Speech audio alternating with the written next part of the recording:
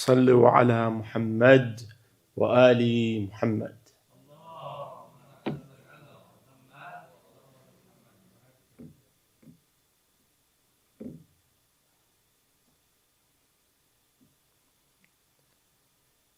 بسم الله الرحمن الرحيم.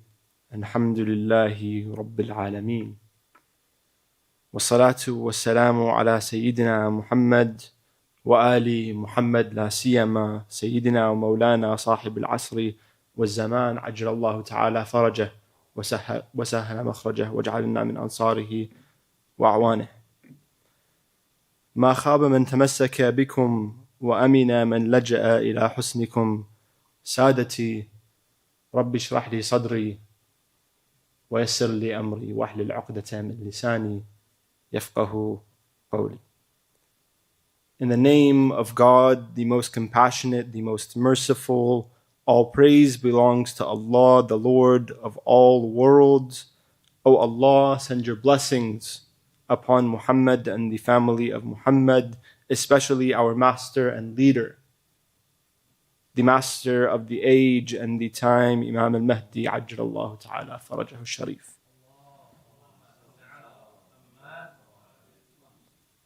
None is disappointed when they hold fast to you, and whoever seeks refuge in your fortress is safe, my masters.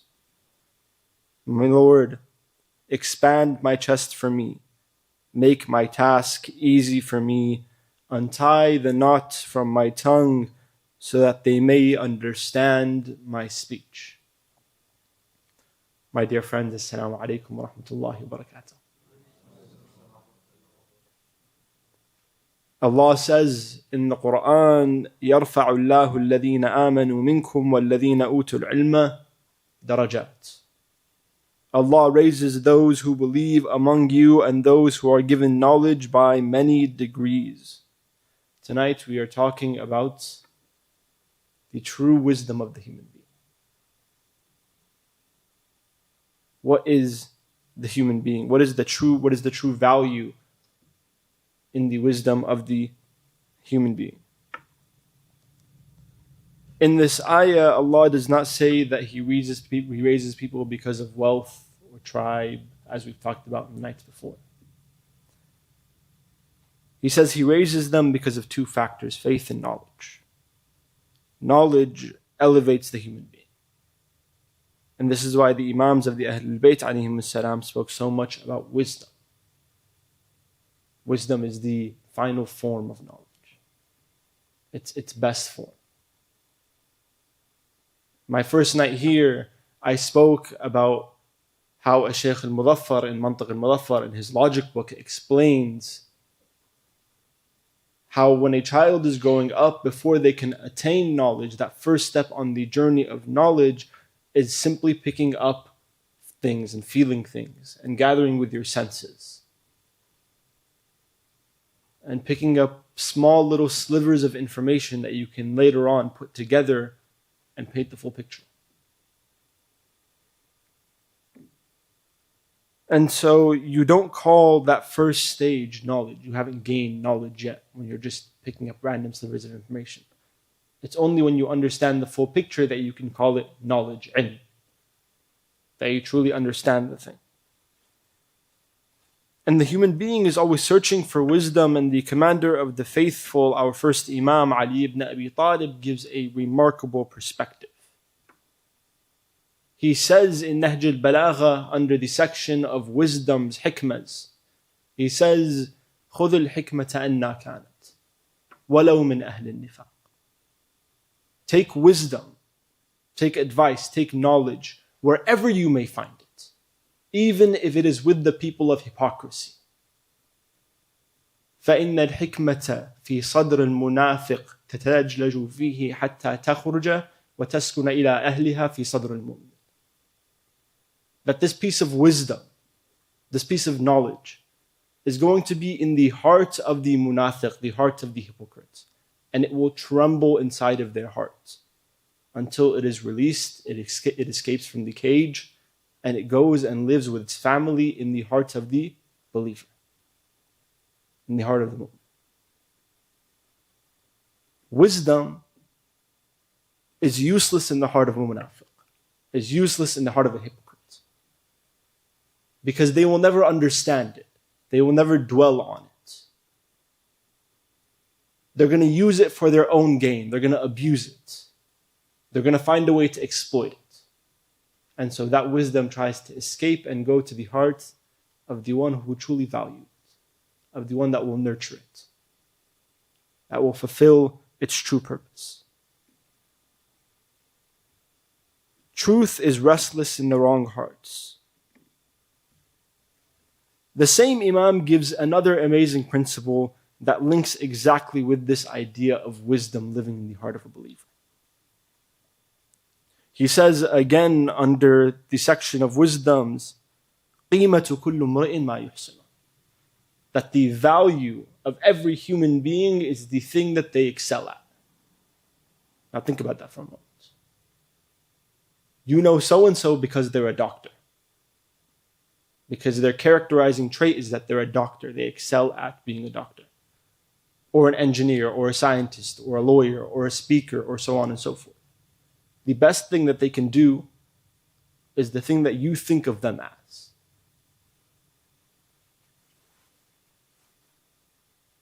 Now imagine if the best thing that you could ever do was that you were the best of the worshippers. That was the thing you excelled at, worship. And so whenever anyone asked about you, they would say, oh yeah, that's the worshipper. That's the one that has the closest connection with God in this room. What kind of an honor would that feel like? The value of the human being, what you're going to be judged on, what people perceive of you is the thing you are best at. So you have to ask yourself, what is it that I do well? What can my trait be, the thing that I am proud of? Is it that I am merciful? That I am truthful? That I can give in charity? What is it? What is it? So when people sit around and they talk about me, it's not the superficial aspects. It's he has a very kind heart. He's very generous. He makes you feel very happy. Begin to excel at the things that matter, the internal things, the things that really leave an impact on people, not the superficial. The things that one day you're good at, one day you're bad at. One day you're appreciated for, one day not so much. And with wisdom, my friends, cannot come arrogance. Cannot come arrogance. There are two lines that run right beside each other, but if they were to collide, it would be a catastrophe. Real wisdom should produce humility. Some people think that knowledge makes you superior, that it's somehow supposed to elevate you, raise your status. And in the eyes of Allah, it does raise your status, but why? It's very interesting. You see, the more a human being begins to understand about themselves and about the universe, the more they begin to realize that they know and have nothing. The more they begin to realize that they have to depend on Allah subhanahu wa ta'ala. Which is why Allah loves the ones who have knowledge. Because their knowledge is that I have to run back to you. Their knowledge is I have to depend on you. The reality is their knowledge has made them humble. Instead of inflating their ego, instead of making them think they know everything, it's brought them down. It's made them nothing. That is what knowledge is supposed to do. That is why the greatest scholars in our religion were also the most humble, because wisdom does not inflate the ego, wisdom breaks the ego. There is a story that is told about a very great man by the name of Mullah Muhammad Mahdi al-Naraqi. And he wrote a very great book on akhlaq, a very beautiful book on akhlaq. And so it is said that he went and he visited the holy city of Najaf. And the custom is that when a scholar visits from another city, all of the scholars of Najaf would go and they would invite him to their houses, or they would go to him and they would visit him, because a guest has come to your city. And so you do your best to make them feel at home. One of the most prominent Sayyids in Najaf did not visit him. Again, the first time he didn't visit him, he said, okay, let me go visit him. So this man gets up and he goes to his house. Nobody comes to the door. He's not let in. Again, he goes back to the man's house. Imagine, this was his level of akhlaq. He's already been ignored and not visited.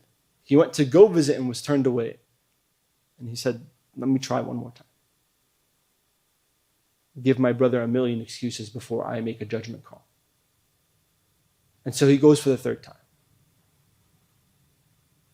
And this honorable Sayyid who had been ignoring him comes out and he begins kissing his hand and he pulls him in to the hall and he sits him at the front of the hall alongside him. And he tells him, you wrote a book on akhlaq. And I wanted to see, were your words just thoughts in your mind, or did you actually live by this book? Because this book captured my heart. But I wanted to see if the author was genuine. If the author really poured their heart into this book, if they took lessons from this book. And he saw that he did. That is what wisdom teaches, humility. It breaks the human being down. And truly, the best of us are the most humble. That's the person you want to talk to, because they're always willing to listen. They never feel the need to speak over you. They're always willing to help, even no matter how inconvenient it is for them. Those are the best people in life. Those are the people that we should show more appreciation to, but we don't, because they never ask for it.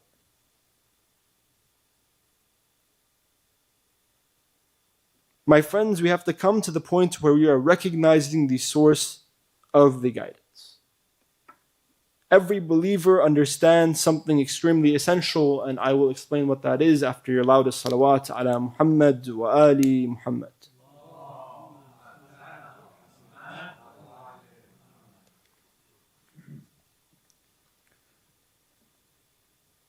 Knowledge is not only information.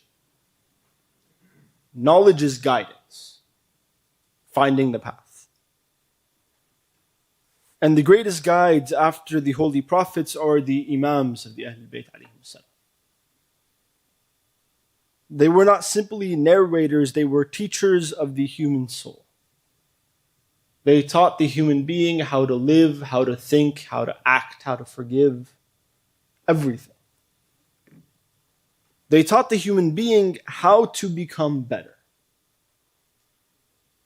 There is a story told of a man by the name of a Sayyid Abu al-Hasan al-Asfahani. He was the grand marja' of the holy city of Najaf and passed away approximately 70 to 80 years ago.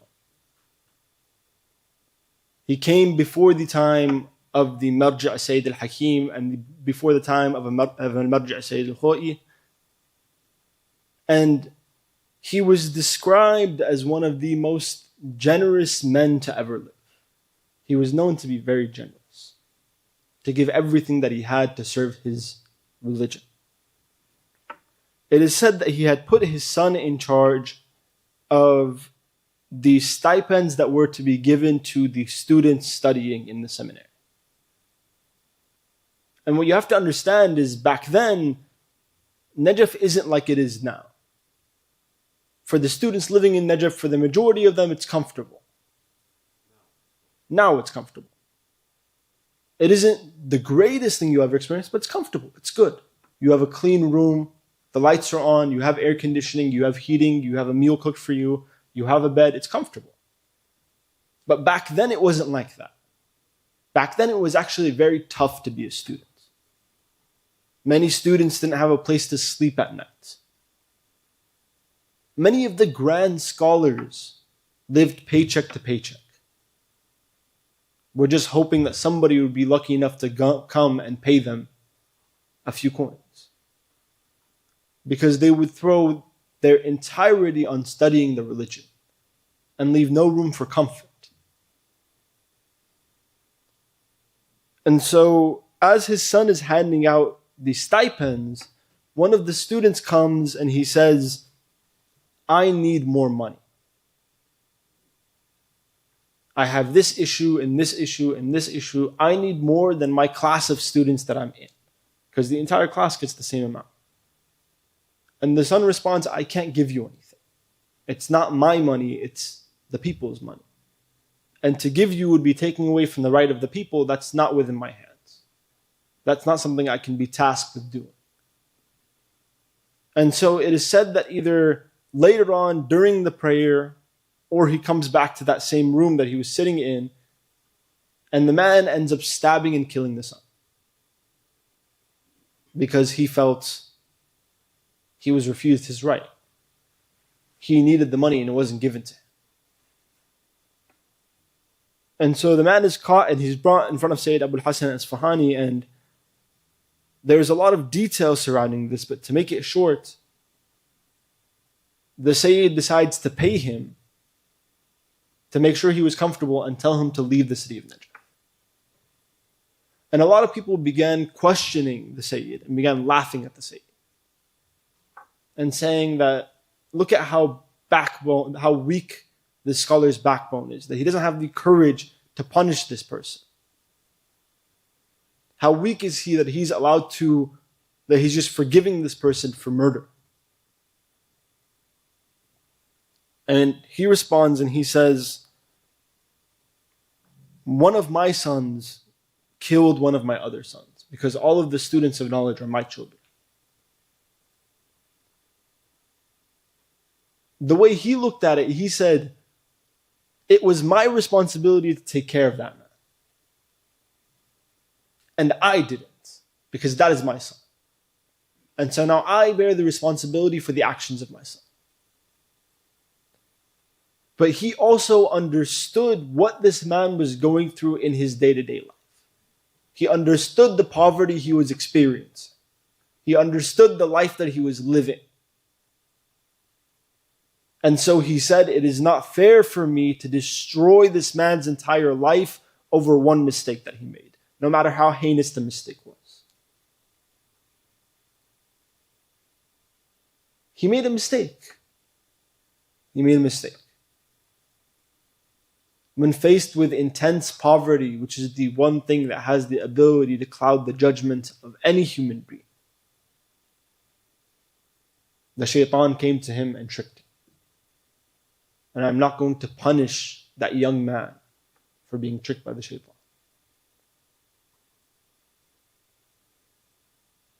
That is between him and Allah subhanahu wa ta'ala. What I'm going to do is forgive him. Because that's what my imam would have done. Forgiven him. There's this beautiful phrase that is used by the companions of the imams in admiration of the imams. They say, O Imam, ruhi lak al-fida. May my soul be sacrificed for you. Now, why is that so beautiful? I said before, in the nights before, that the body is temporary. It will be returned to the earth, and the earth will take its amana, its rental away from you.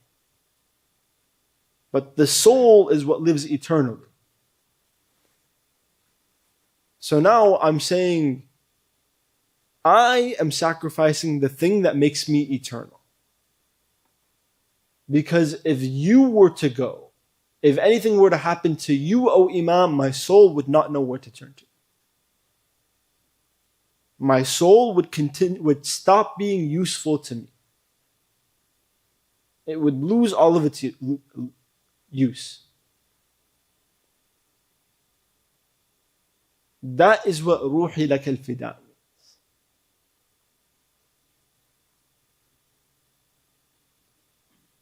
This term has now been adapted colloquially and used in modern Arab slang. I know it's used in Iraqi, I know it's used in Persian. I don't necessarily know in other languages. But in Iraqi, we say, أروح لك فدوة. Right? A grandmother says it to her grandchild. The grandson jokingly says it back to the grandmother. A father says it to his granddaughter. Or a grandfather says it to his granddaughter, and so on and so forth. And it's this joking way of saying, I would do anything for you. What is it they say in Persian? Qurban Shurma. That kind of thing. That I would do anything for you. I would give you the world. Because you're my universe. But unfortunately, then it's not applied. It's given in bursts. Right? And then it's never really followed through. But imagine the bonds you could build. Imagine the love that you could create. If that Qurban Shumar, that Aruh Lak Fidwa was real. That I love you so much, I would sacrifice my soul for you. How much stronger would our bonds be?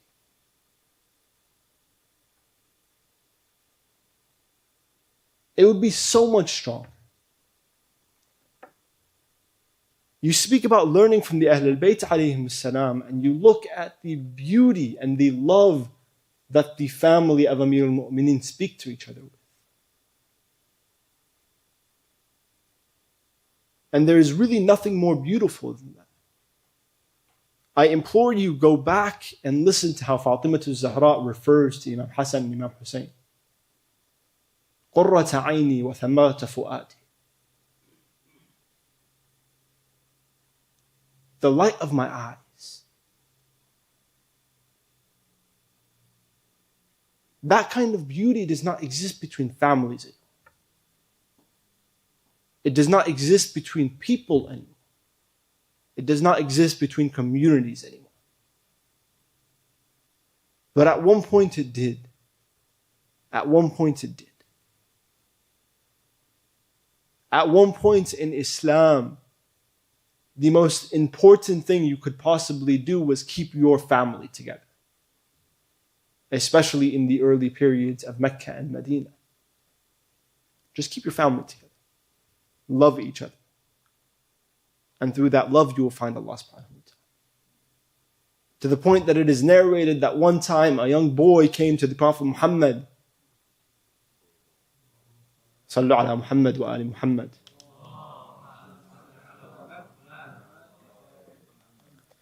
And he was obviously distraught, and so the Prophet asked him, what's going on? What's happening? And he says, you have called us to war, yet my parents don't want me to go. I'm the only child and they're too old to work. And if I go and something happens to me, what am I supposed to do? What are they supposed to do? He tells him, stay. You were given the greater war. The war of your soul. You stay with your parents. You support your parents. You dedicate your life to your parents. That's your only mission. That was how the Prophet ruled his people. That was how he led his people. He taught them there are things that are important in life. And if you hold on to those things, you'll be okay. Life is not about self-defense and fighting and protecting yourself and proving that you're the strongest military or proving that you have the most money. It's about taking care of the people around you. It's about making sure your community is safe. It is about loving God and the ones that draw you closer to God with every sense of your being. That is the true value of the human being. How he or she can appreciate the signs of their Lord around them. and if they are committed with every fiber of their being. There's two kinds of commitment, my brothers and sisters. Sometimes you commit half-heartedly. That I'm going to do this thing. And if it works out, awesome. If not, I tried. Half-hearted. You begin and you've already given yourself a way out. You've already given yourself an excuse. And so the second it gets hard, you're going to run for the exit. Then there's another scenario. I remember when I was very, very young. I was maybe 17, 18 years old. I was sitting in a library with a couple of my friends at Mount San Antonio College, my alma mater community college. Go Mounties. I remember I was sitting there in the library room with them, and we were working on a project that needed to be done, and we were way behind schedule. And so, you have 6 different boys in one room, and they're all spouting different ideas. And I remember at one point I said, guys, let's focus on the task in front of us. And let's cross that bridge when we get there. And I remember one of my friends saying, burn the bridge. I said, what? He said, burn the bridge. And I said, what are you talking about? And he said, look, all we need to do is commit to an idea, cross that bridge, and then burn the bridge. There's no way to run away from this idea now. We are tackling this idea until we can run through it and get to the other bridge. The only way we're leaving for ourselves is forward. You do not leave this room until you answer this question. That is what it takes to follow the Ahlul Bayt alayhim salam. To burn the bridges.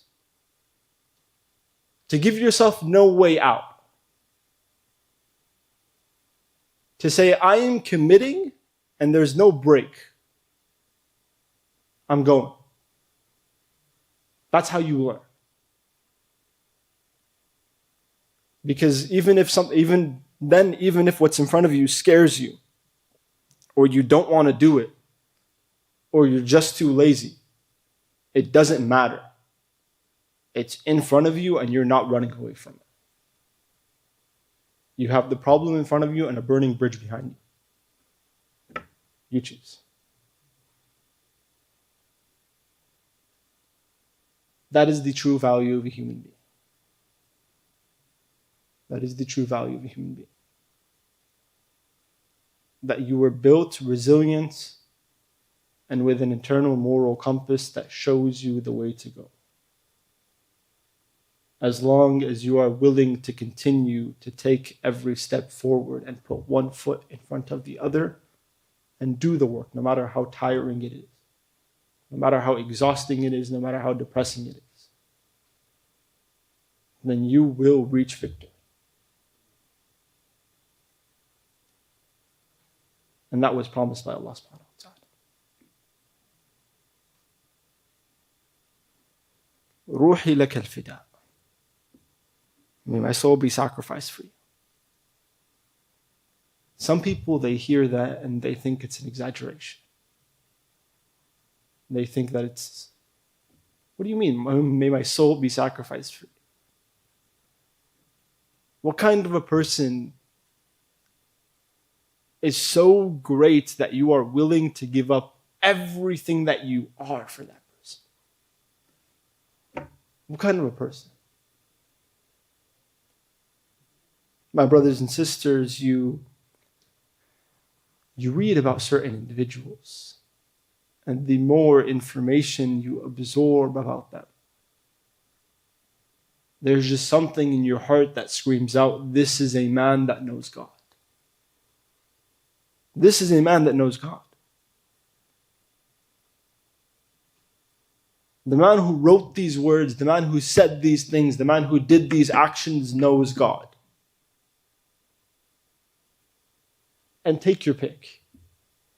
Do you want me to speak about Amir al-Mu'mineen, or Imam al-Hasan, or Imam al-Hussein, or Imam Zayn al-Abidin, And the list goes on and on.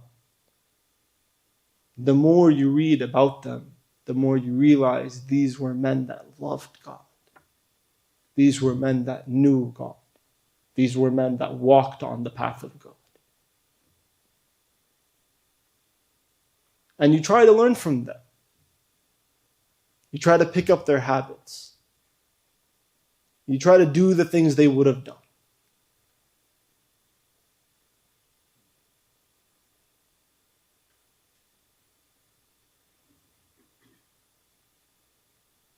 All I know in this world is that the Imam is my living guide to Allah subhanahu wa ta'ala.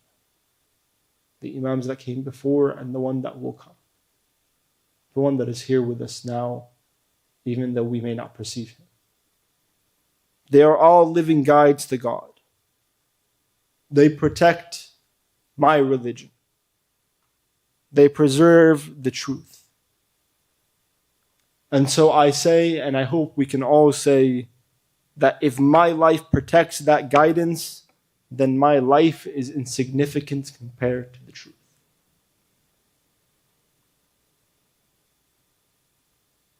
This is not blind loyalty. This is understanding where the light that will transform us lives.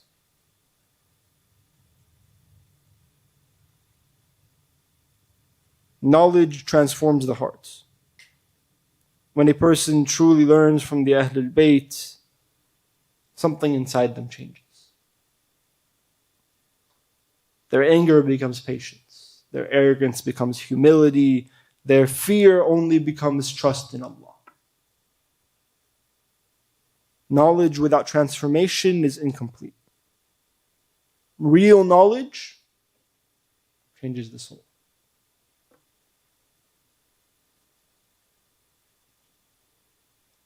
In Dua Kumail, we read, فَهَبْنِي يَا إِلَهِي صَبَرْتُ عَلَى عَذَابِكَ فَكَيْفَ أَصْبِرُ عَلَى فِرَاقِكَ. My Lord, even if you granted me the ability to be patient with your punishment, how could I be patient with separation from you? Sure, I can handle the fire. It's okay. How can I handle not being with you? How can I handle not having you with me? How can I handle not having those individuals that I read about and that I pray to be with and not be able to see them? The greatest pain is not punishment. The greatest pain is separation from those that you love. Wisdom is not simply learning information. It's recognizing truth, guidance. When a believer recognizes the source of their guidance, their loyalty becomes natural. What do I mean by that? Some people, when they stand in salah, they think that they have to be extremely rigid, extremely formal with their movements. And yes, you should prepare yourself. You should stand taller. You should pay attention. You are standing in front of the Lord of the world. Don't try to be somebody that you're not. You see, you walk into a gala or a banquet or a fundraising dinner or an iftar, and all of a sudden you're putting on your best face. For the next 2 hours, 3 hours, while you mingle with people, you're only going to show your best qualities. And you're wearing your best clothes, and you put on your best cologne, and so on and so forth. You've done your best to look your best, to try and be your best. But now you're standing in front of the person that knows everything about you, from A to Z. He knows all the things you try to hide. He knows all of your mistakes. He knows all of your thoughts. And so, yes, you try to look as best as you can. You must be as clean as you can. Stand straight. But be honest. Don't try to make a persona that you're not. The person you're speaking to knows you. And you're only ever really going to feel them speaking to you if you're honest. Because if you're lying about yourself, what is there to respond to? You know you're lying. But if you're being honest, then they can respond. Then Allah can say something. Because you're being honest. You're being real. You're admitting something about yourself.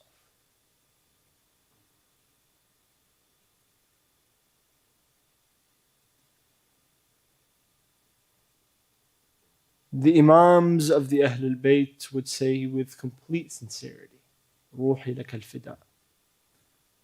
May my soul be sacrificed for you. Because they understood that their lives gained meaning through the guidance of the Ahlul Bayt. Allahumma thabbitna ala wilayati Muhammadin wa ali Muhammad. O Allah, strengthen us on the path of Muhammad and the family of Muhammad. O Allah, grant peace to all those in turmoil in the Middle East right now. O Allah, grant happiness and patience and ease to those who have lost innocence from their lives. O Allah, many people were with us last Ramadan and they were praying with us and they were gaining closeness to you. And now this Ramadan we look and they are no longer there. Please grant them peace and shifa and grant sakina and patience and prosperity and peace to their families. Allahumma ighfir lil mu'minina wal mu'minat wal muslimina wal muslimat al ahya'i minhum wal amwat.